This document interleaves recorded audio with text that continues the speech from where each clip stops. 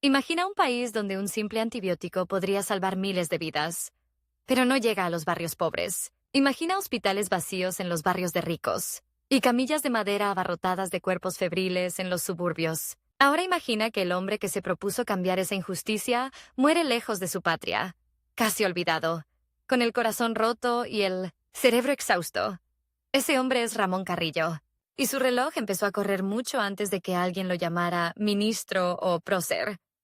Empezó en una casa humilde, bajo un calor insoportable, con el zumbido de los mosquitos y el llanto ahogado de los enfermos. A comienzos del siglo XX, Santiago del Estero no era una postal turística. Era un territorio seco, castigado, donde el polvo entraba por las rendijas de las puertas y se pegaba a la piel como una segunda ropa.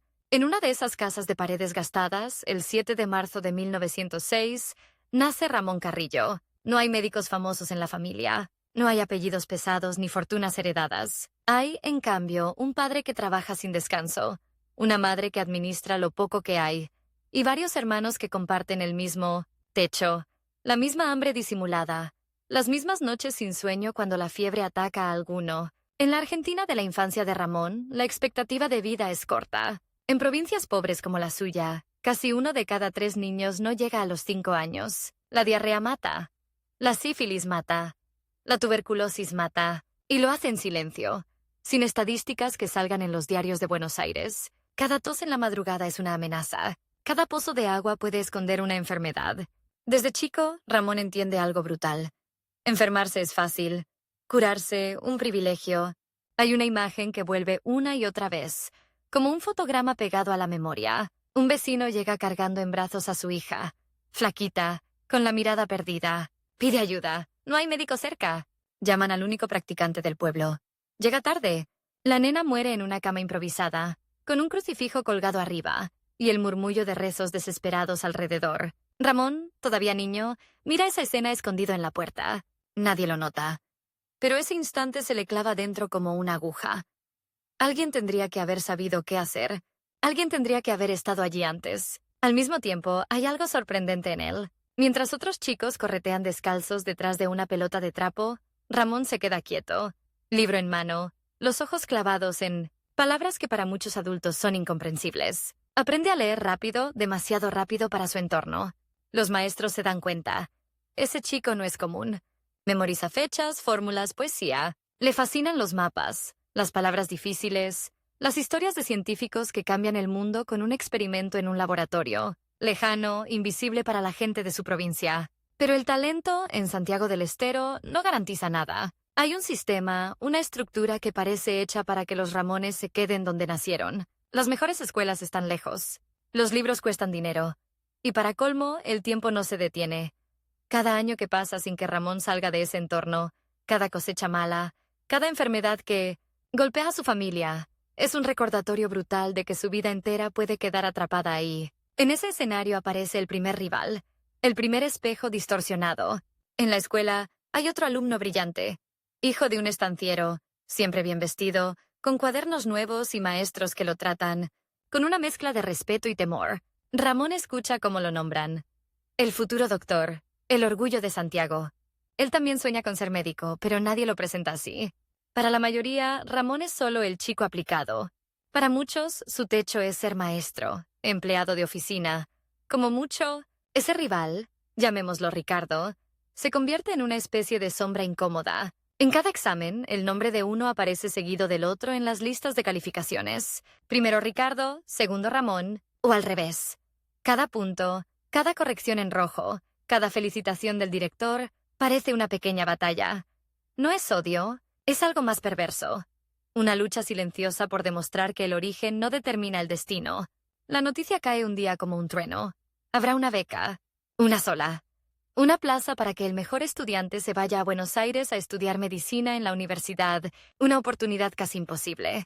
Para Ramón es mucho más que un premio. Es una cuerda lanzada desde otro mundo. Si no la agarra ahora, tal vez nunca tenga otra chance. Su familia no puede pagar un pasaje, ni una pensión, ni los libros que pide la facultad. Esa beca es el todo o nada. De pronto, el tiempo se vuelve un enemigo visible. Falta un año para los exámenes decisivos. 12 meses.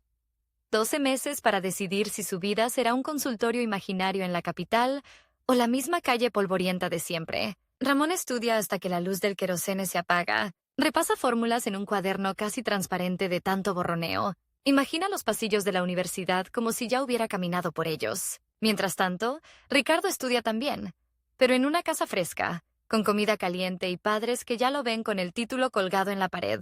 En esas noches, cuando todos duermen, Ramón escucha otro sonido además del silencio. El eco de los pasos del tiempo. Un año. Un año para escapar no solo de la pobreza, sino de la condena silenciosa de ver morir a su gente sin poder hacer nada. Para él, no es una beca, es una cuenta regresiva.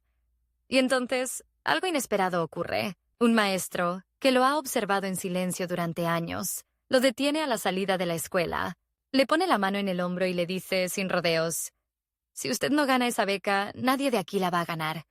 No estudie para ser el mejor de Santiago.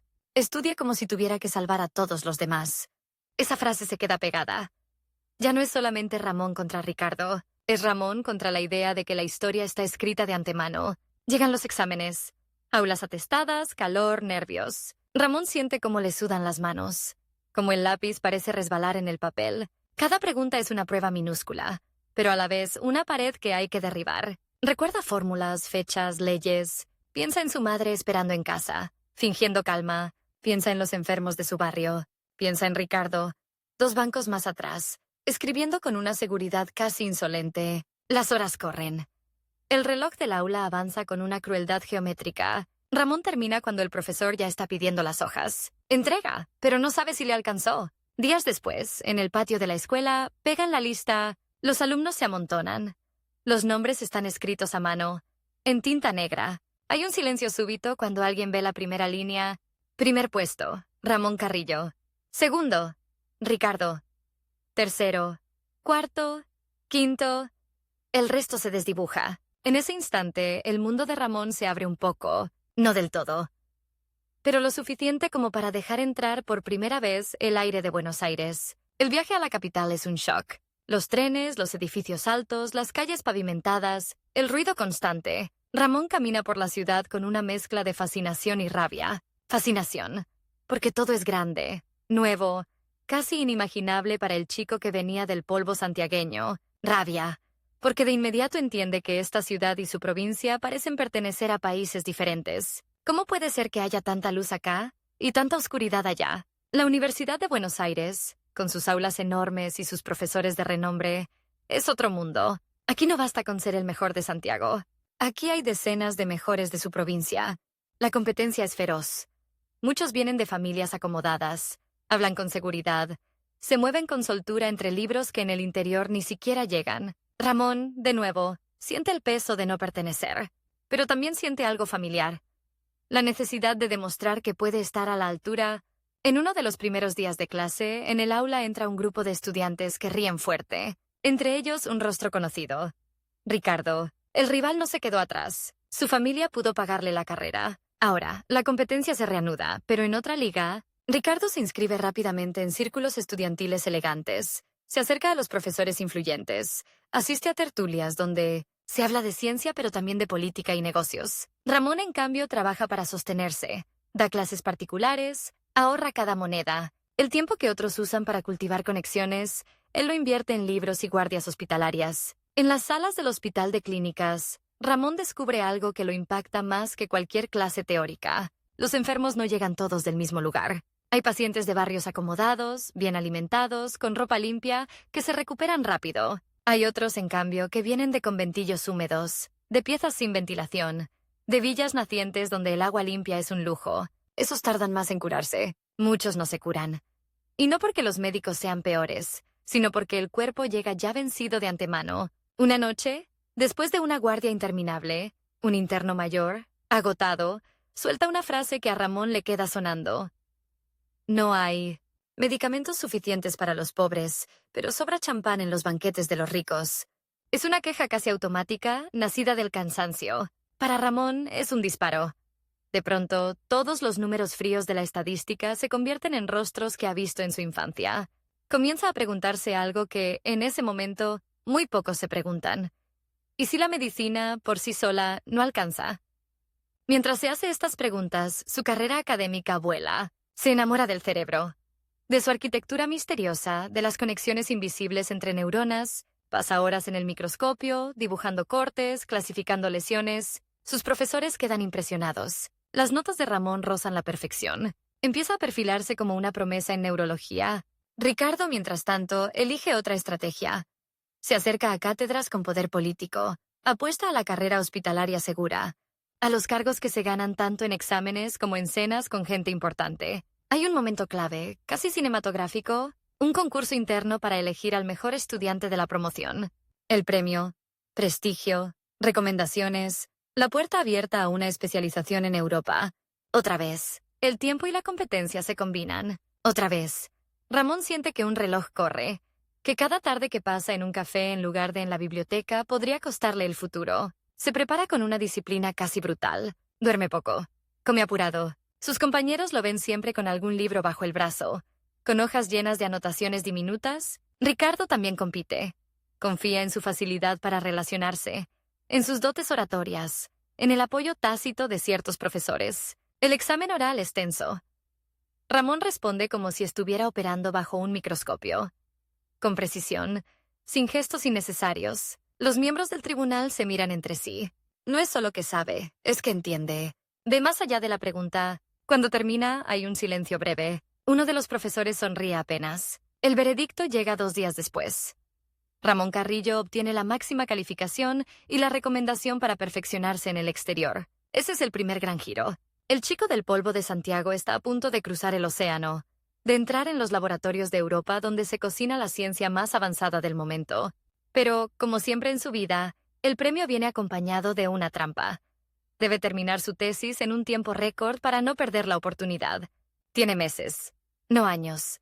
El reloj se vuelve de nuevo un enemigo íntimo. La tesis que elige no es cómoda. Se sumerge en el estudio de la neurocirugía y de las enfermedades mentales con un rigor que asusta a sus colegas. Mientras otros eligen temas más seguros, él se adentra en territorios donde la frontera entre la neurosífilis y la locura, entre la lesión física y el comportamiento humano, se vuelve difusa. Pasa noches entero en el hospital, revisando historias clínicas, comparando síntomas, armando cuadros que nadie le pidió pero que él necesita ver claros. Es en esa época cuando empieza a gestarse otra obsesión.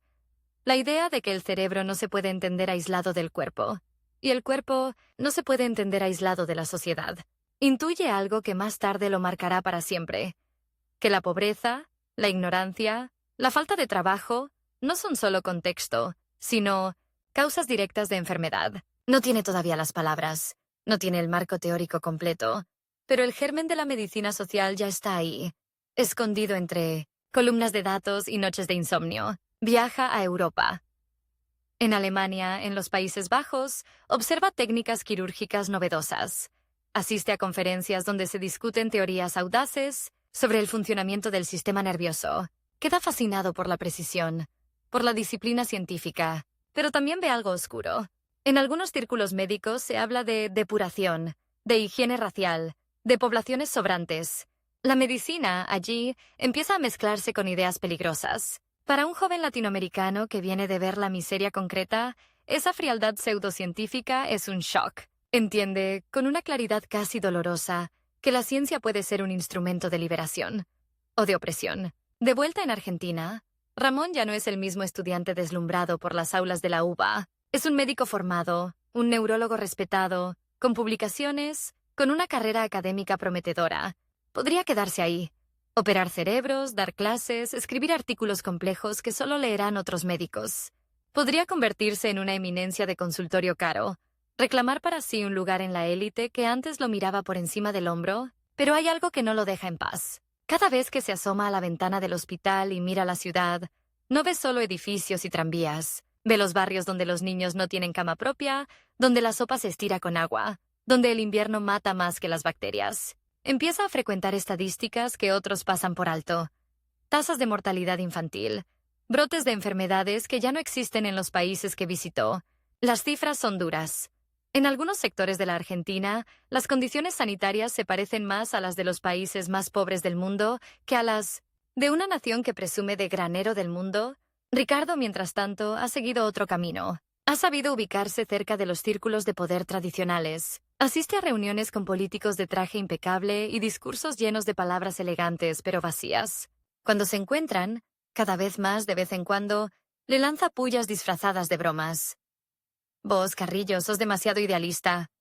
La medicina social no da cátedra ni poder. Lo que da poder son los nombres correctos en la agenda.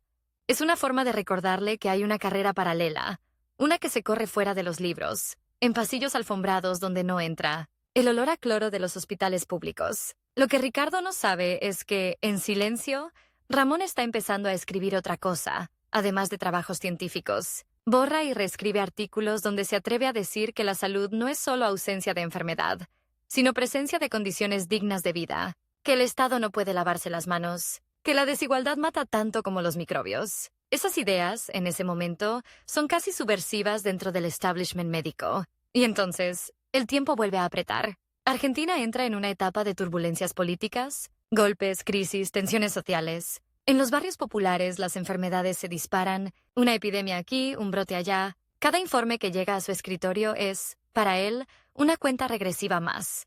Calcula mentalmente. Si no se hace nada en 5 años, en 10, en 20, la brecha sanitaria entre ricos y pobres será un abismo. Para alguien que lleva toda la vida luchando contra relojes invisibles. Exámenes, becas, tesis, concursos. Este nuevo reloj es más cruel.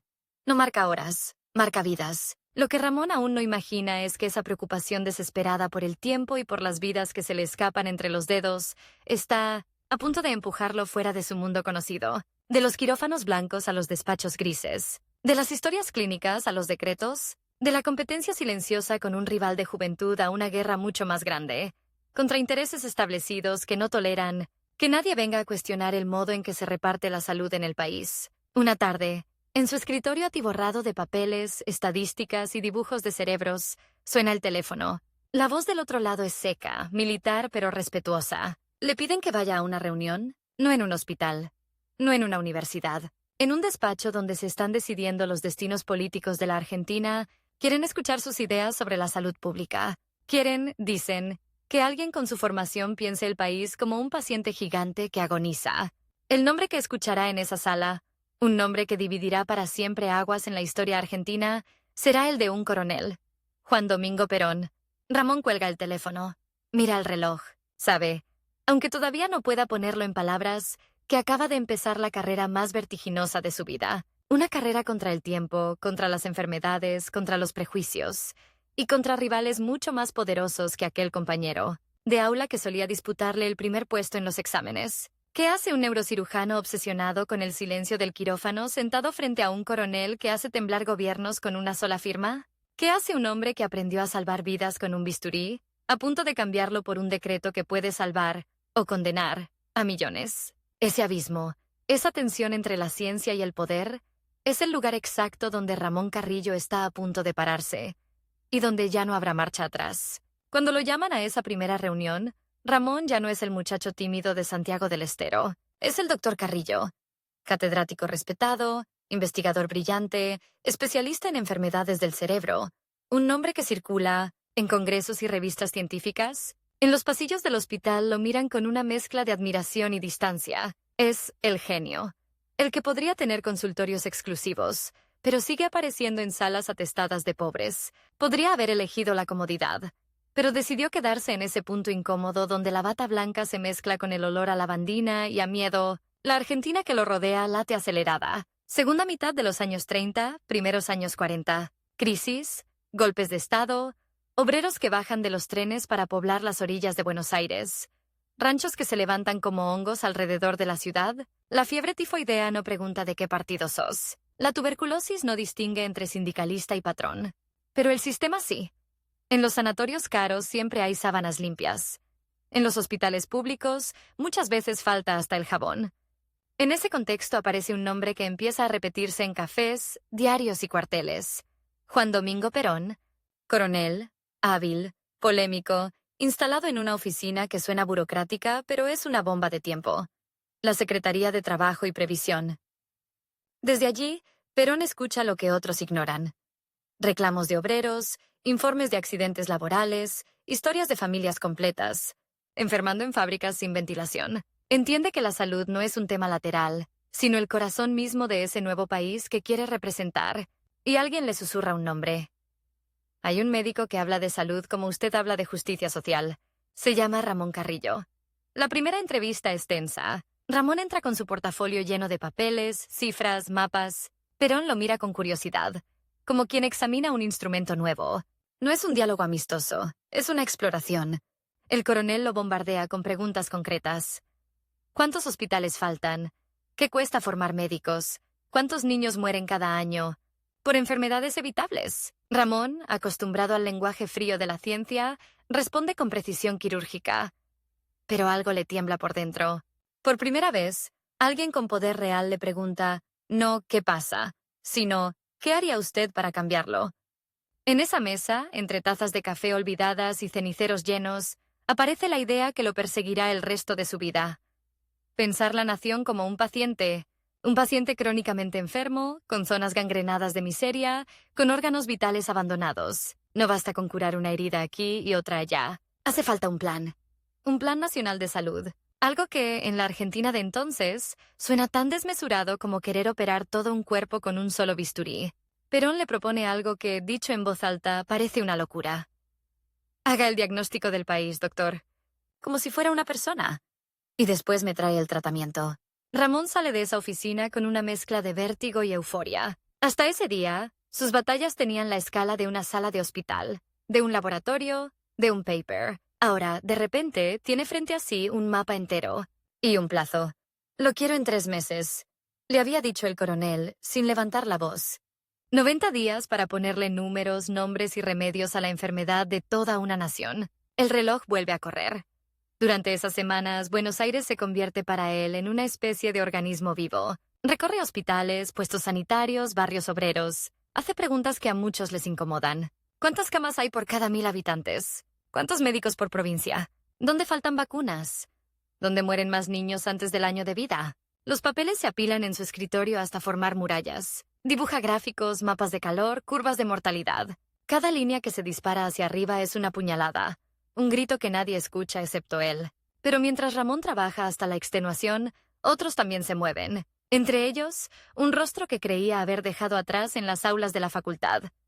Ricardo. Su antiguo rival ya no es solo un colega. Es un médico bien instalado en el establishment, cercano a asociaciones profesionales que miran con desconfianza cualquier intento de politizar la medicina.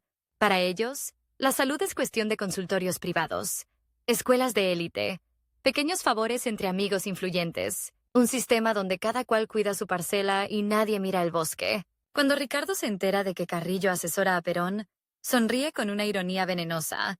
Así que ahora sos médico del régimen.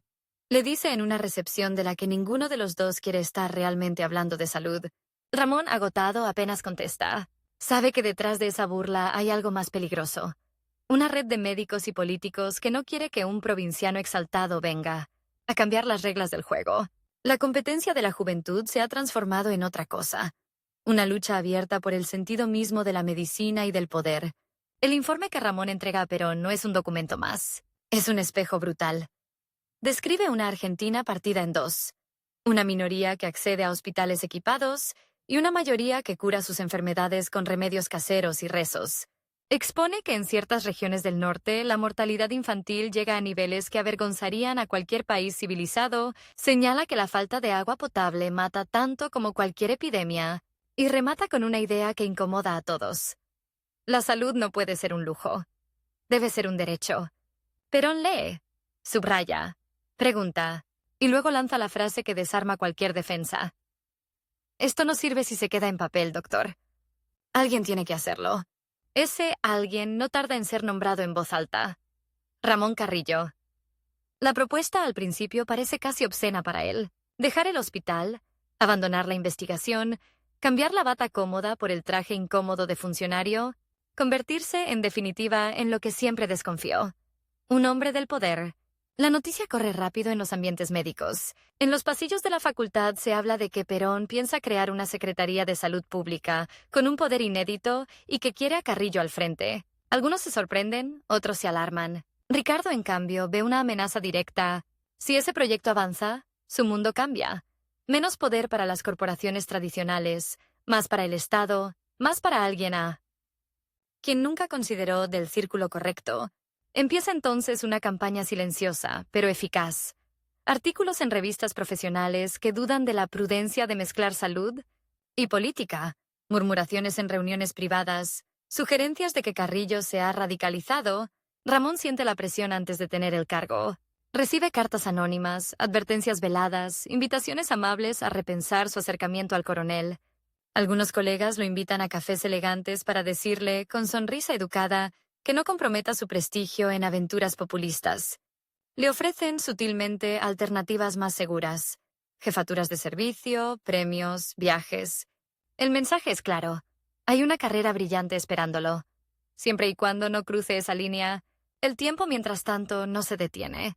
En el interior, un brote de paludismo se expande como una mancha de tinta. En ciertos barrios de Buenos Aires, las enfermedades venéreas arrasan con adultos jóvenes, matando lentamente a quienes sostienen a sus familias. Los informes se apilan en el escritorio de Ramón y perforan su indecisión. Sabe que si acepta el cargo, se meterá en una batalla agotadora, llena de enemigos poderosos. Sabe también que si lo rechaza, esas cifras seguirán subiendo, y que, en el fondo, eso también lo haría responsable. La tensión llega a su punto máximo cuando ocurre un episodio que funciona como detonante. Una inundación en una zona pobre del Gran Buenos Aires deja a cientos de familias sin techo. El agua sucia, mezclada con basura y desechos, se convierte en caldo de cultivo perfecto para enfermedades. Días después, los hospitales se llenan de niños con diarreas fulminantes, adultos con infecciones, ancianos con pulmones anegados. Ramón recorre las salas, ve camillas en los pasillos, escucha el llanto cansado de las madres. Allí,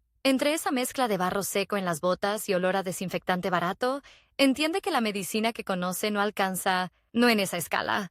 Esa misma noche, lo vuelven a llamar. Esta vez no es una invitación a conversar. Es una decisión tomada. El gobierno, ya encabezado por Perón tras su ascenso meteórico, anuncia la creación de la Secretaría de Salud Pública, y el nombre del responsable se filtra antes de que él mismo termine de asumirlo: Ramón Carrillo. Las radios recogen la noticia, los diarios la comentan, los pasillos se llenan de conjeturas. Algunos lo celebran como el hombre justo en el lugar justo. Otros lo marcan como traidor a su clase, como un científico vendido al poder. Ricardo llama.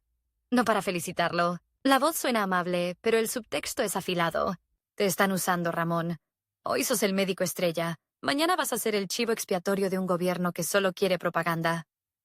Le recuerda, casi con crueldad, el destino de tantos técnicos brillantes que la política devoró. Le insinúa que cuando las cosas salgan mal, porque siempre salen mal, dice: nadie mirará a los coroneles ni a los diputados.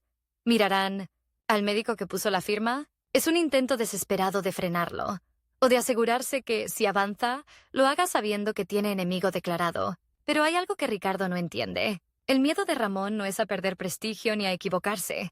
Su miedo más profundo es otro: que pasen 10, 20 años, y que la Argentina siga siendo compatible con la imagen que él mismo plasmó en aquel informe. Que los niños mueran por la misma diarrea, que las madres hagan las mismas filas, que los hospitales sigan siendo fortalezas para pocos. Ese miedo, combinado con la certeza de que el tiempo juega en contra, termina inclinando la balanza. Acepta. El día en que jura el cargo, sus manos tiemblan, pero no tanto como cuando firmó su primera historia clínica. La ceremonia es solemne, casi fría. Traje oscuro, banderas, himno. Mientras alguien lee el decreto que lo nombra secretario de Salud Pública de la Nación, Ramón no escucha cada palabra. Ve, en cambio, flashes de su propia vida. La niña que murió en su pueblo por falta de médico, las camas improvisadas en los pasillos del hospital, y los mapas de mortalidad infantil que lo persiguieron durante noches enteras. Entiende que no está ganando una medalla. Está aceptando una condena. La de ser responsable, de ahora en más, no de decenas de pacientes, sino de millones. Al salir, el aire de la calle le golpea la cara como una bofetada. No hay multitudes esperándolo. Solo algunos periodistas, algunos curiosos, y un país entero que aún no sabe que, a partir de ese día, alguien ha decidido tratar su salud como un asunto central, no como un pie de página. En su bolsillo, arrugada, lleva una hoja con una lista escrita a mano. Hospitales a construir, epidemias a atacar, leyes a impulsar. Al lado de cada objetivo, una cifra de tiempo. Meses, años, plazos extremos. Lo sabe mejor que nadie. Cada atraso, cada traba burocrática, cada presupuesto recortado, se medirá en vidas, no en números. Mientras se pierde entre los pasillos del flamante organismo que debe organizar, Carrillo siente que su antigua competencia con Ricardo, con la élite médica, con los que lo subestimaron, ha mutado en algo mucho más peligroso. Ya no se trata de quién tiene mejores notas, más publicaciones o más contactos. Se trata de quién logra imponer su visión del país. Un país como territorio de negocios privados. O como un cuerpo que hay que curar de manera integral. Y, sin embargo, en el fondo de esa batalla ideológica, late el mismo reloj implacable de su infancia, de su juventud, de sus guardias nocturnas. Un reloj que no suena en las paredes, pero sí en los pulmones que se apagan, en los cuerpos que no llegan nunca al hospital, en las estadísticas que nadie quiere mirar. Ese reloj es el que lo empuja a acelerar, a avanzar más rápido de lo que la propia maquinaria del Estado permite, porque sabe que, aunque hoy acaba de llegar al poder, el verdadero combate apenas empieza, y que el tiempo, como siempre en su vida, jugará en su contra. Imagina que cada minuto que pasa en el reloj no se mide en segundos, sino en cadáveres. Un niño que no llega al año, una madre que muere de parto, un obrero que no vuelve de la fábrica porque una infección banal se lo llevó. Ahora imagina que alguien te dice, tenés 8 años para cambiar eso. 8 años. O la historia dirá que fracasaste. Ese es el cronómetro invisible que le cuelgan al cuello a Ramón Carrillo, el día que entra por primera vez a su despacho como secretario de Salud Pública. El edificio no impresiona. Pasillos largos, lámparas que titilan, pilas de expedientes amontonados en escritorios que nadie mira desde hace meses. Lo que impresiona es otra cosa. El vacío, no hay estructura, no hay tradición, casi no hay reglas. Es un organismo improvisado, como un hospital de campaña después de una batalla, y él tiene que convertirlo, en tiempo récord, en el sistema nervioso de la salud de todo un país. No es un ministerio, todavía es, más bien, un quirófano desordenado donde el paciente se desangra mientras los cirujanos discuten quién manda. Ramón deja su sombrero en la percha, se arremanga y pide 3 cosas. Mapas de la Argentina, estadísticas de los últimos 10 años, y la lista completa de hospitales, sanatorios y dispensarios del país. Los empleados se miran entre sí. Nadie antes había pedido eso. Están acostumbrados a sellar papeles, no a mirar el país entero como un cuerpo enfermo. En pocas horas, las paredes del despacho se llenan de mapas con alfileres de colores. Rojo, donde la mortalidad infantil es feroz. Negro, donde el paludismo hace estragos. Azul, donde no hay médicos ni siquiera para certificar las defunciones. El norte es un paciente en estado crítico, dice señalando Santiago, Tucumán, Chaco. Buenos Aires tiene fiebre alta en sus cinturones de miseria.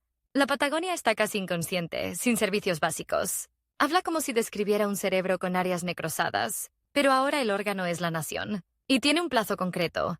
Perón le ha dado 4 años para demostrar que su idea de la salud como derecho no es una consigna, sino una revolución medible. 4 años. Una reelección. Un margen mínimo antes de que la política cambie de humor y empiece a pedir resultados en números, no en discursos. El primer choque no es con la enfermedad, sino con la burocracia. Para construir un hospital se necesitan planos, firmas, presupuestos, licitaciones. Cada paso es un laberinto. En una reunión interminable, un funcionario de voz engolada le explica que levantar un hospital puede llevar fácilmente 10 años. Ramón lo mira con la paciencia agotada de quien ha visto morir gente en cuestión de horas. En 10 años, responde seco, se nos muere media generación. Lo que usted llama trámite, yo lo llamo complicidad. La sala enmudece. Nadie está acostumbrado a que un médico hable así en un edificio público. Mientras tanto, del otro lado de la ciudad, en una clínica privada con pisos brillantes y olor a desinfectante caro, Ricardo hojea el diario. Una foto pequeña muestra a Carrillo junto a Perón, anunciando un ambicioso plan sanitario nacional. La nota habla de hospitales obreros, campañas masivas de vacunación, fabricación estatal de medicamentos. Ricardo chasquea la lengua. No lo inquieta solo el proyecto, lo inquieta el tono. Salud como derecho, industria farmacéutica regulada, Estado como garante. Cada una de esas palabras es un torpedo a ese sistema cómodo en el que él se hizo fuerte. El de pocos médicos influyentes. Muchos, pacientes dependientes y laboratorios extranjeros marcando el ritmo. No se queda de brazos cruzados. Empieza a moverse en su terreno. Reuniones discretas con directivos de asociaciones médicas, almuerzos con dueños de clínicas, conversaciones reservadas con periodistas de diarios serios. El mensaje es sutil, pero constante. Este Carrillo está ideologizando la medicina. La salud no puede ser manejada por políticos. Se va a gastar dinero que el país no tiene. Y todo para ganar votos. No necesita mentir. Le alcanza con sembrar sospechas. En una Argentina donde las élites sienten que pierden poder, cualquier excusa es buena para deslegitimar a los que llegan desde afuera. Mientras estos hilos se mueven en las sombras, Ramón trabaja de día y de noche. Diseña algo que nadie había intentado en esa escala. Un plan sanitario integral. No se trata solo de hospitales. Es agua potable, cloacas, vacunación, educación sanitaria, medicina laboral, lucha contra enfermedades endémicas. En una reunión con su equipo, traza una línea dura. No quiero estadísticas bonitas para los discursos. Quiero que esto se vea en la calle, en los ranchos, en las fábricas. Si la mortalidad infantil no baja, todo lo demás es papel pintado. Fija metas concretas, casi temerarias. Reducir a la mitad el paludismo en 3 años. Bajar dramáticamente la sífilis y otras enfermedades. Venéreas en los cordones fabriles. Disminuir el número de muertes por tuberculosis que arrasan con los trabajadores jóvenes. Y una cifra clave, brutal. Cada año, cerca de 100 de cada 1000 niños argentinos mueren antes de cumplir 1 año. Si dentro de 8 años ese número no es al menos un tercio menor, habremos fracasado. Sentencia. Es su propia trampa. Nadie se la exige. Se la impone él mismo. Otra vez, el reloj. Empiezan las obras. Donde antes solo había terrenos baldíos o salas decadentes, se levantan estructuras grises, monumentales, hospitales policlínicos, sanatorios obreros, institutos especializados. Para la cámara de cine, esos edificios podrían parecer bloques de cemento sin gracia. Pero para una madre que entra por primera vez a una sala con sábanas limpias, luz eléctrica y médicos que la llaman por su nombre, son catedrales. En pocos años se duplican las camas hospitalarias en el país. De 60.000 pasan a más de 120.000. Son números fríos. Hasta que uno entiende que cada cama es una posibilidad de no morir. Las inauguraciones se suceden como una coreografía. Cintas que se cortan, discursos, fotos junto a Perón y Eva. Pero lo que sigue después, cuando se apagan los flashes, es lo que más le importa a Carrillo. Recorre las salas, habla con las enfermeras, escucha a los pacientes. Pide que le muestren los depósitos de medicamentos, que le expliquen cómo se organizan las guardias. Se detiene ante detalles mínimos. Un termómetro que falta, una camilla rota, una enfermera agotada. Aquí la gente no viene a ver un edificio. Dice, viene a confiar su vida. Si fallamos en lo pequeño, fallamos en todo. Sin embargo, el éxito visible empieza a tener un precio. Los laboratorios privados miran con alarma el nacimiento de empresas estatales que producen medicamentos baratos. El más simbólico de todos es un laboratorio que sintetiza penicilina, ese antibiótico casi milagroso que hasta hacía muy poco era un privilegio importado. Ahora, gracias a una decisión política respaldada por Carrillo, la penicilina empieza a circular en hospitales públicos a una fracción de lo que costaba. Para un niño con neumonía en un barrio pobre, esa diferencia no es económica. Es la frontera entre la vida y la muerte. En una reunión tensa, representantes de laboratorios le advierten al ministro, ya lo es, con rango ampliado, que ese camino puede poner en riesgo la calidad y aislar a la Argentina de los avances científicos internacionales. Lo que no dicen es que también pone en riesgo sus ganancias. Ricardo, casualmente invitado a esa mesa como experto independiente, desliza la frase que todos querían escuchar pero nadie se animaba a pronunciar. La medicina, señor ministro, no puede convertirse en herramienta de propaganda. Si usted reparte medicamentos como si fueran panfletos, algún día le van a pasar la factura. La respuesta de Carrillo es fría, casi quirúrgica. Si algún día me pasan la factura por haber salvado demasiadas vidas, la voy a pagar orgulloso. La frase corre como un reguero de pólvora entre sus seguidores y como una declaración de guerra entre sus enemigos. Desde ese momento, la competencia con Ricardo deja de ser un pulso silencioso. Es un enfrentamiento abierto entre dos modelos. La salud como bien de mercado o la salud como derecho social. Pero la política, que siempre observa, empieza a impacientarse. Perón lo apoya, pero también necesita resultados rápidos que se puedan mostrar en balcones y plazas. Ramón le dice en una conversación nocturna, con la voz baja pero firme. El pueblo siente que la vida le mejora, pero los números son fríos. En 2 años hay elecciones. Necesitamos que los índices hablen tan claro como los discursos. Es una orden envuelta en confianza y también un ultimátum. 2 años para que las estadísticas muestren una caída que nadie pueda negar. 2 años para doblarle la mano a enfermedades que llevan décadas arraigadas, como si la historia escuchara ese plazo. Una amenaza se dispara desde el norte del país. En ciertos valles tropicales, el paludismo vuelve a expandirse. Zonas donde se creía controlado aparecen teñidas de febrícula, escalofríos, mosquitos en densidades insoportables. Las cifras se disparan. Cientos de casos nuevos por semana, luego miles. Los telegramas llegan a la mesa de Carrillo con la velocidad de una hemorragia. Población rural diezmada. Obreros azucareros postrados. Niños con fiebre que no cede. Una epidemia así, en ese momento político, puede ser devastadora. Lo fácil sería culpar al clima, a la pobreza, a la fatalidad. Pero él elige otra cosa. Convertir el brote en una prueba de fuego para todo su sistema. Reúne a su equipo y lanza un operativo que parecería exagerado si no fuera porque cada hora cuenta. Brigadas sanitarias que avanzan como escuadrones militares, rociando paredes con insecticidas, secando zanjas, distribuyendo medicamentos, anchipalúdicos casa por casa. Se organizan campañas masivas de educación. Afiches, charlas, radios locales repitiendo instrucciones simples, casi infantiles. El mosquito se cría en el agua quieta. Hay que matarlo antes de que nos mate. Las imágenes son de guerra. Camiones cargados de bidones, médicos que duermen en catres improvisados, enfermeros que avanzan por caminos de barro para llegar a caseríos donde nunca antes había entrado el Estado. Carrillo viaja personalmente. Camina entre cañaverales, entra en casas de adobe, escucha a campesinos que nunca habían hablado con un ministro. No llega con promesas abstractas. Llega con frascos de comprimidos, con vacunas, con instrucciones precisas. Cada visita es también una apuesta política. Si fracasa, el relato de la revolución sanitaria se derrumba. Si triunfa, demuestra que el Estado puede, efectivamente, salvar vidas en masa. Mientras las brigadas trabajan bajo el sol inclemente, en Buenos Aires se cocina otra cosa. Ricardo y sus aliados ven en la epidemia una oportunidad. Columnas de opinión empiezan a aparecer en ciertos diarios. ¿Es el Estado capaz de manejar una emergencia sanitaria? ¿No se habrá descuidado la prevención por priorizar las obras grandilocuentes? No atacan a Carrillo directamente, pero lo rodean con preguntas maliciosas.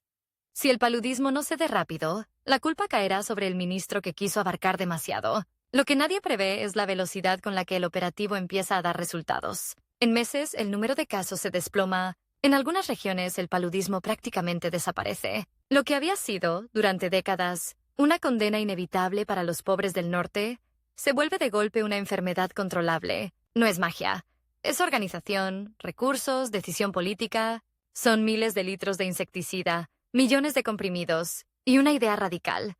Que los cuerpos de los campesinos valen tanto como los de los vecinos de Recoleta. Las cifras llegan al escritorio de Perón. También, más tarde, a los despachos internacionales. Argentina, un país latinoamericano del tercer mundo, ha logrado en tiempo récord lo que otros con más recursos no se animaron a intentar.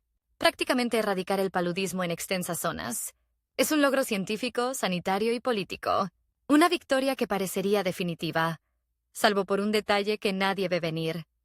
Cuanto más exitoso se vuelve Carrillo en el terreno de la salud, más peligroso se vuelve en el tablero del poder, porque al mismo tiempo que las curvas de mortalidad infantil empiezan a bajar, casi 40 niños menos muertos por cada 1000 nacidos, vivos en apenas unos años. Las curvas de odio hacia su figura suben en otros ámbitos. Hay médicos que sienten que el Estado les roba protagonismo. Hay empresarios que ven peligrar sus negocios. Hay políticos que temen que un técnico, un científico, esté acumulando demasiada autoridad moral. En los pasillos del Congreso se escucha una frase que, repetida en voz baja, se vuelve inquietante. Carrillo se está creyendo imprescindible. A esa tormenta externa se suma otra, íntima, que lleva años gestándose en silencio. Su propio cuerpo. El hombre que combate enfermedades en millones empieza a sentir, cada vez más seguido, esos mareos sutiles, esas punzadas en la cabeza, esa fatiga que no admite en voz alta. La hipertensión lo acecha. Las noches sin dormir, las giras interminables, las preocupaciones constantes erosionan un organismo que ya venía castigado. Hay una ironía cruel, casi macabra, en ver a un neurocirujano brillante y a un planificador de sistemas de salud descuidar el único cuerpo que no puede reemplazar. Un día, en plena reunión de gabinete, siente que la sala se le achica. Las voces se vuelven lejanas, el aire se espesa, Alguien alcanza a ver cómo se lleva la mano a la sien, cómo cierra los ojos un segundo más de lo normal. Es solo un instante, pero para él es un aviso. Después, solo en su despacho, mira el tensiómetro como si fuera un enemigo viejo al que no quiere enfrentar. Se toma la presión y el número lo golpea con la frialdad de una sentencia. No dice nada. Guarda el aparato en un cajón y vuelve a sus papeles. El reloj sigue corriendo, pero ahora también late adentro de sus arterias. En ese contexto de logros visibles y amenazas silenciosas, aparece un giro inesperado. Desde la propia estructura del Estado, algunos empiezan a sugerir que ha llegado el momento de racionalizar la inversión en salud. Los hospitales ya construidos, dicen, necesitan consolidarse antes de seguir expandiendo. Hay otras prioridades: vivienda, industria, armamento. Las arcas no son infinitas. En una reunión particularmente tensa, un ministro de Economía le muestra a Carrillo un gráfico con tonos casi condescendientes. Si seguimos este ritmo, en 5 años el gasto en salud será insostenible. Lo que para el otro son columnas de colores. Para Ramón son camas que no se construirán, remedios que no llegarán, vidas que quedarán en el camino. Ricardo aprovecha la fisura. Desde su posición en asociaciones médicas y consultorías privadas, empieza a impulsar la idea de que ha llegado la hora de los expertos, independientes, no de los médicos militantes. Se propone para integrar comisiones evaluadoras, para revisar la eficiencia del sistema montado por Carrillo. Quiere entrar, no para colaborar, sino para desmontar. Su competencia juvenil por las mejores calificaciones se ha transformado en una carrera por ver quién escribe el capítulo final de Zemen Seinsem, esa historia. El que diseñó el sistema, o el que demostró que era excesivo y utópico. En medio de esas presiones, llega otro pedido de Perón, esta vez más urgente, más cargado de subtexto. Las tensiones políticas crecen. El clima internacional se vuelve hostil. Las alianzas internas crujen. Ramón, le dice el presidente, mirándolo a los ojos, si todo se viene abajo, lo único que va a quedar de este proyecto es lo que vos logres de verdad. No los discursos, no las plazas llenas. Los hospitales, las cifras, las vidas salvadas. Tenés poco tiempo. No sabemos cuánto, pero poco. No es solo una advertencia política. Es casi una confesión de fragilidad. Y allí, en ese cruce entre la grandeza y el desgaste, entre el reconocimiento y la intriga, entre el éxito sanitario y la fragilidad personal, Ramón toma una decisión que será uno de los giros más arriesgados de su carrera. Acelerar. En vez de frenar ante las críticas, redobla la apuesta, impulsa nuevos institutos, fortalece la formación de médicos rurales, extiende aún más las redes de salubridad en zonas donde nadie pensaba que valiera la pena invertir. Es como ver a un cirujano que, viendo que el corazón del paciente late débilmente, decide arriesgar una maniobra más antes de que sea demasiado tarde. Lo que no sabe, lo que nadie sabe aún, es que ese mismo impulso que lo hace avanzar será también el que lo dejará expuesto cuando la marea política cambie. Porque si algo está claro, más allá de las estadísticas y de los discursos, es que su tiempo se agota por partida doble.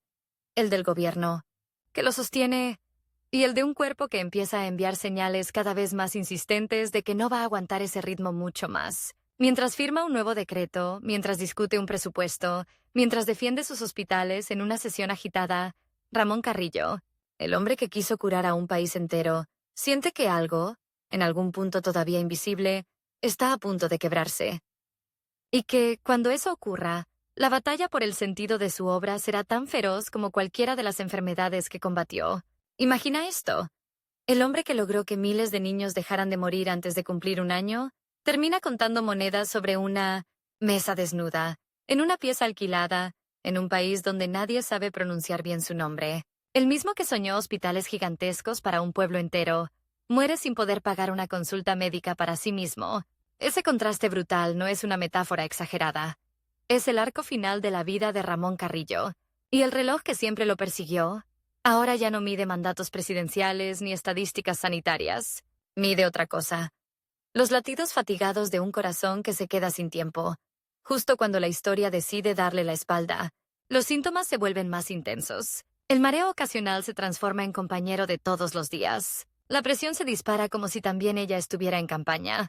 A veces, mientras firma una carpeta o corrige un informe, nota cómo la mano le tiembla apenas. Un temblor fino, casi imperceptible. Pero él lo siente como un terremoto íntimo. No se lo cuenta a nadie. ¿Cómo podría?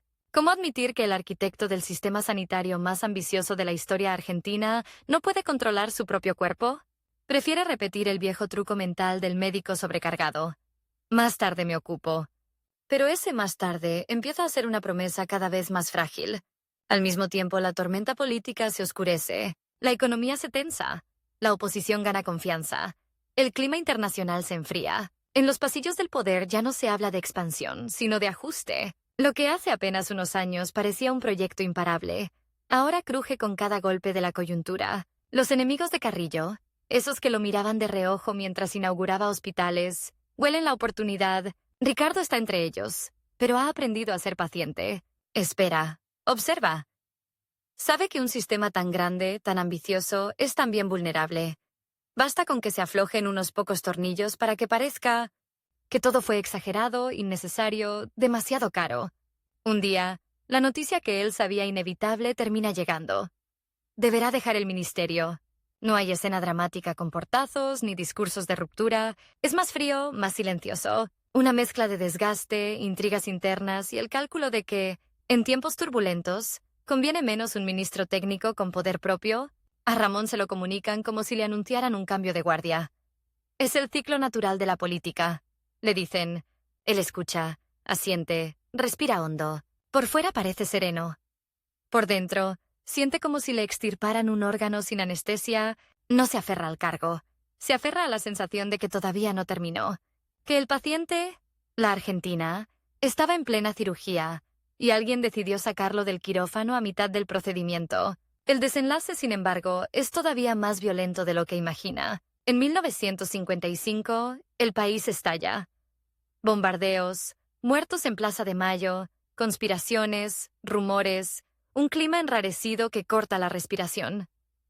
Perón cae. El gobierno que sostuvo su revolución sanitaria se derrumba como un edificio bombardeado. En cuestión de semanas, lo que hasta ayer era orgullo oficial se vuelve sospecha, casi delito. Los mismos hospitales que se inauguraban con fanfarria ahora son revisados con lupa, buscando excesos, irregularidades, lujos impropios. Los nuevos dueños del poder necesitan culpables que simbolicen lo que se hizo mal. Y en la lista, inevitablemente, aparece un nombre: Ramón Carrillo. El cambio es brutal. De ser el padre de la salud pública, pasa a ser mirado como un cómplice del régimen depuesto. Se abren sumarios, se revisan decretos, se cuestionan contratos. Algunos diarios, que antes celebraban las obras, ahora publican editoriales que hablan de despilfarro en cemento y remedios. Las fotografías de hospitales flamantes se reutilizan, pero con otro tono. Gasto innecesario. Megalomanía sanitaria. Entre quienes se suman a esa reinterpretación está, ¿cómo no?, Ricardo. Ahora ya no desde las sombras, sino desde espacios de asesoría técnica, convocados por el nuevo gobierno. Se presenta como el especialista que viene a poner orden donde la pasión política desbordó la ciencia. El golpe más duro no es jurídico, es moral. Sus colegas de antaño se dividen. Algunos lo defienden, otros callan. Unos pocos se acomodan rápido al nuevo clima y lo señalan como responsable de haber ideologizado la medicina. A Ramón no solo le quitan el cargo, le quitan la voz. Y de a poco también le quitan el suelo. Las persecuciones políticas comienzan a acercarse a su entorno, a su familia, a sus bienes. Las puertas se cierran, los teléfonos dejan de sonar. Lo que antes eran invitaciones constantes a congresos, charlas, reuniones, se convierte en un silencio pesado, sospechoso. Y entonces se impone una palabra que él nunca pensó que tendría que considerar para sí mismo: exilio. La decisión de irse no es heroica ni planificada, es defensiva. Sabe que quedarse puede significar ver cómo lo arrasan los juicios amañados, la humillación pública, quizás la cárcel. También sabe que su cuerpo ya no resiste otra guerra. Así que, casi a escondidas, con más discreción que ceremonia, parte hacia Brasil, no como un diplomático con valijas elegantes, sino como un hombre que carga unos pocos papeles, recuerdos y la sensación amarga de abandonar un paciente que aún necesita cuidados. Cuando el barco se aleja del puerto, la ciudad se empequeñece. Detrás queda el país donde construyó su obra, pero también el país que, en cuestión de meses, lo expulsó de sus pasillos como si fuera un intruso. Brasil no lo recibe como a un prócer, sino como a un desconocido más. En Belém do Pará, la humedad es espesa. La selva parece acercarse hasta la ventana. El aire tiene otro peso. Nadie lo llama ministro. Nadie lo detiene en la calle para agradecerle un hospital. Es un médico extranjero que busca trabajo. Su currículum impresiona en papel, pero la realidad es terca. No habla bien el portugués, no tiene redes, no hay ministerios que organizar. Termina aceptando un puesto como médico en una empresa de teléfonos, en un servicio sanitario modesto. La imagen es devastadora. El hombre que planificó sistemas para millones, ahora escucha con el estetoscopio el pecho de un empleado, que vino por un resfrío, en un consultorio sencillo, con paredes desnudas. En las noches, cuando la ciudad baja el volumen y solo queda el zumbido de los ventiladores, Ramón repasa mentalmente lo que dejó atrás, no como quien se recrea en la nostalgia, sino como quien hace un balance forense. Se pregunta qué hizo mal, qué podría haber hecho distinto, si fue demasiado rápido, demasiado ambicioso, demasiado frontal con los intereses que tocó. También se pregunta por esas estadísticas que tanto lo obsesionaban. ¿Seguirán bajando la mortalidad infantil? ¿Seguirán funcionando las campañas contra el paludismo? ¿O alguien en una oficina lejana estará reduciendo presupuestos, cancelando programas, desmantelando equipos? Mientras él pelea por adaptarse a esa vida mínima, en Argentina su nombre empieza a borrarse. Los informes oficiales omiten su figura. Las nuevas generaciones de médicos escuchan hablar de la época de los hospitales grandes, pero sin que nadie se detenga demasiado en quién fue el arquitecto. Ricardo, por su parte, capitaliza el vacío, integra comisiones, revisa presupuestos, redacta dictámenes donde pone en duda la eficiencia de muchas de las medidas que impulsó Carrillo. Habla de racionalizar, de ajustar, de corregir excesos. No manda a derribar los hospitales. Sería demasiado evidente, pero acepta sin demasiada resistencia que se deterioren, que se frenen. Nuevas obras, que se recorten programas de prevención.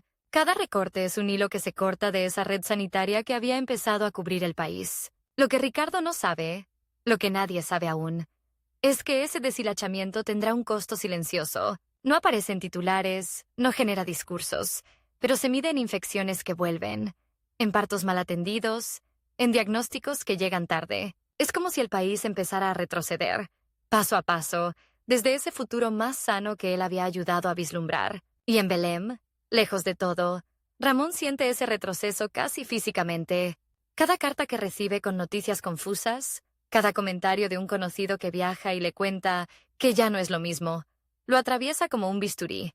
Es el médico que escucha, impotente, el ruido de un respirador que alguien decidió apagar a distancia. Su salud empeora. Los dolores de cabeza se vuelven más intensos. La presión no da tregua. El cansancio se acumula como capas de sedimento. En algún rincón de su mente, sabe que el reloj interno está llegando al final, pero incluso así, su obsesión no lo abandona. En el pequeño escritorio donde vive, junto a una lámpara amarillenta, sigue haciendo lo que siempre hizo: escribir. Redacta notas, esboza artículos, deja por escrito ideas para un sistema sanitario que trascienda gobiernos. No son documentos oficiales, son casi cartas al futuro. A ratos, escribe en español. A ratos, prueba en portugués torpe, como si le estuviera explicando a alguien que todavía no nació por qué la salud debe ser un derecho y no una mercancía. La escena de su muerte tiene una crueldad austera. No hay guardias de honor, no hay discursos, no hay cámaras. Hay un médico agotado, demasiado joven para irse, apenas 50 años, que no tiene dinero para pagar una atención adecuada. Hay, según cuentan, una camilla modesta, un hospital que no se parece en nada a las catedrales sanitarias que imaginó, y hay una ironía que casi duele pronunciar. El hombre que peleó para que miles pudieran acceder a la mejor medicina muere sin acceso. Pleno a lo que él mismo hubiera querido garantizarle a cualquiera, el cronómetro se detiene el 20 de diciembre de 1956. No hay minutos extra, no hay prórroga. La noticia tarda en llegar a Argentina. No hay titulares a 5 columnas. Aparece, a lo sumo, como una nota breve, perdida entre informes económicos y noticias de política. Para muchos pasa inadvertida, para otros es apenas un pie de página en la historia de un gobierno derrocado. Sus enemigos no celebran en público. Tampoco hace falta. Su muerte para ellos es la clausura silenciosa de una discusión incómoda. Ricardo, cuando se entera, no siente lo que imaginaba que sentiría. No hay triunfo eufórico ni sensación de victoria. Solo una extraña mezcla de alivio y vacío, como si en la desaparición de su viejo rival hubiera también una pérdida de sentido.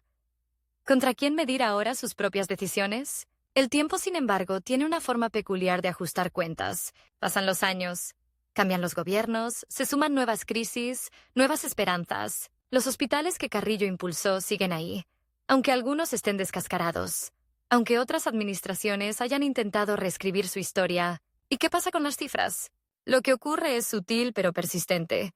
Los historiadores empiezan a revisar los registros sanitarios, a comparar décadas, a trazar curvas. Y las curvas hablan. Muestran un antes y un después. Una caída brutal de la mortalidad infantil, la desaparición casi total del paludismo en zonas donde antes era una condena, mejoras sostenidas en la expectativa de vida de los trabajadores. No son discursos partidarios, son números. Esos números obligan a hacer una pregunta incómoda. ¿Quién estaba detrás de esas transformaciones? Y el nombre que reaparece una y otra vez es el mismo que habían intentado sacar de los libros. Ramón Carrillo. De a poco su figura vuelve, primero en ámbitos académicos, en tesis, en mesas redondas discretas donde médicos e historiadores lo rescatan del olvido. Luego, en documentales, en artículos de divulgación, en notas que se atreven a llamarlo el padre de la salud pública argentina. Hospitales que llevaban su nombre en placas corroídas son restaurados. Nuevos centros sanitarios se bautizan Ramón Carrillo. Su rostro, antes perseguido, empieza a colarse en murales, en afiches, en aulas donde los estudiantes de medicina lo estudian.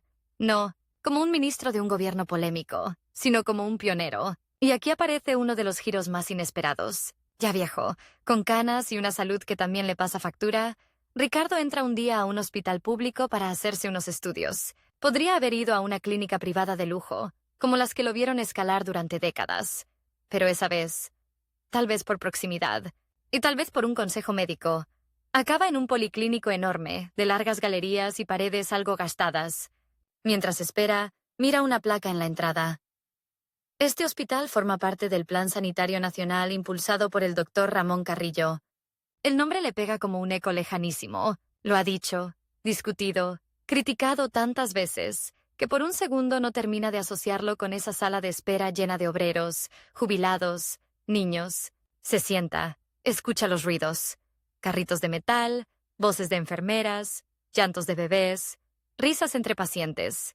Ve un médico joven que se acerca a una mujer con la historia clínica en la mano, la llama por su nombre, le explica con paciencia qué estudio le van a hacer. Ve un viejo trabajador que sale de un consultorio con un sobre de análisis y una sonrisa cansada, pero aliviada. Y de pronto, un pensamiento lo atraviesa, incómodo. Buena parte de lo que allí ocurre, de ese entramado de pasillos, guardias, camas, fue diseñado por el hombre al que él dedicó años en combatir. Y ahora, en esa misma red que intentó recortar, él está siendo atendido. En un gesto casi inconsciente, se toca el pecho, como si quisiera comprobar que su propio corazón sigue ahí, bajo la camisa. El reloj también lo persigue a él ahora. Ya no tiene tiempo para grandes debates, ni para comisiones, ni para editoriales. Tiene, en cambio, tiempo para una sola pregunta que empieza a hacerse pesada. ¿Y si, en esa disputa eterna entre la medicina como negocio y la medicina como derecho, el que tenía razón era el hombre al que dejó morir en el exilio? No hay público, no hay micrófonos, no hay discursos. Solo un viejo rival, sentado en una silla de plástico, esperando que lo llamen por un número que podría ser el de cualquiera. Mientras tanto, lejos de esa sala de espera, en las aulas donde nuevos médicos se forman, alguien proyecta una diapositiva con la imagen en blanco y negro de un hombre de anteojos, semblante serio, mirada intensa. El profesor explica cómo, en apenas unos años, ese neurólogo nacido en una provincia pobre imaginó y ejecutó un sistema de salud que cambió la estructura del país. Habla de sus obsesiones con las estadísticas, de su idea de que no hay libertad posible sin salud, de su convicción de que ningún niño debía morir por falta de atención. Los estudiantes escuchan, toman apuntes, subrayan su nombre. Para ellos no es un personaje polémico de una época agitada, es una referencia, un punto de partida, así, de la forma más silenciosa y a la vez más poderosa. El legado de Ramón Carrillo empieza a ganar la batalla que él no pudo ver en vida. No se trata de estatuas ni de feriados, sino de algo mucho más concreto. Cada vez que un trabajador entra a un hospital público y recibe atención sin que le pregunten cuánto gana. Cada vez que una madre sale con su bebé vivo de una maternidad bien equipada. Cada vez que una campaña de vacunación masiva evita que una generación entera cargue con cicatrices que ya creíamos inevitables. Hay una línea que lo conecta con aquel hombre que, en un despacho lleno de mapas y alfileres, se propuso curar a un país entero contra reloj. El cronómetro, al final, no se detuvo del todo el día que su corazón dijo basta en una pieza alquilada de Belém. Siguió andando en las salas de guardia, en los quirófanos, en las estadísticas que cada tanto alguien se anima a revisar con honestidad. Siguió andando en las discusiones contemporáneas sobre si la salud es un gasto o una inversión, un privilegio o un derecho. Siguió andando en la memoria de quienes, sin saberlo, caminan por pasillos que él imaginó en noches de insomnio, y cada vez que alguien pronuncia su nombre en voz alta, no como una consigna, sino como el de un hombre concreto, con miedos, errores, límites y una obstinación feroz por salvar vidas, ese reloj da un segundo más. Un pequeño, obstinado segundo de justicia tardía.